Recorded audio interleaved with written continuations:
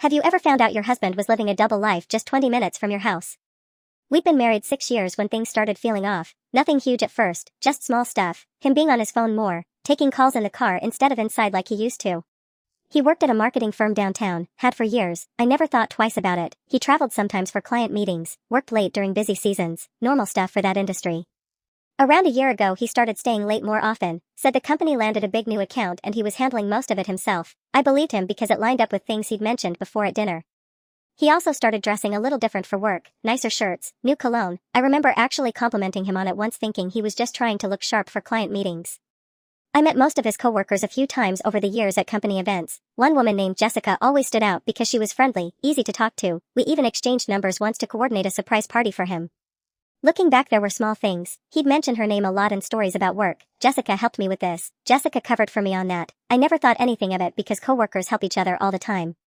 The company holiday party came around last December. I went with him like every year, watched them interact and told myself I was imagining tension that wasn't there. A few weeks later I was going through old text messages backing up my phone and accidentally saw a notification pop up on his laptop, still logged into a messaging app one didn't even know he used. I clicked into it without thinking twice, a conversation between him and Jessica going back almost a full year, nothing about work in a single message.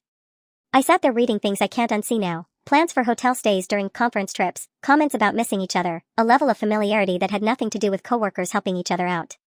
I kept scrolling and found photos too, dates lining up with trips he told me were for clients, restaurants I recognized from receipts he said were team dinners, a whole second version of his life running alongside ours.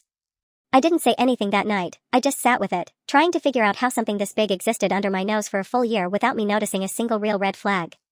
The next morning I asked him straight out if something was going on with Jessica. He went quiet for a second too long before finally admitting it, said it started slow, said he never planned for it to go on this long. A year, while I was planning our anniversary dinner, while I was covering for him at family events when he said work kept him late, an entire year I thought we were building something together. I asked if it was still going on, he said yes, said he didn't know how to end it without everything falling apart, like the falling apart wasn't already happening the moment I opened that laptop. I called a lawyer within the week, started the divorce process while still processing an entire year I thought I understood but never actually did. He tried explaining a few more times, blamed stress, blamed distance, none of it made the timeline any shorter or any easier to sit with. I moved out a month later, started rebuilding something that felt like mine again, one normal boring day at a time, the kind of ordinary I didn't realize I'd been missing until it was gone. Don't forget to like and subscribe for more story rhyme.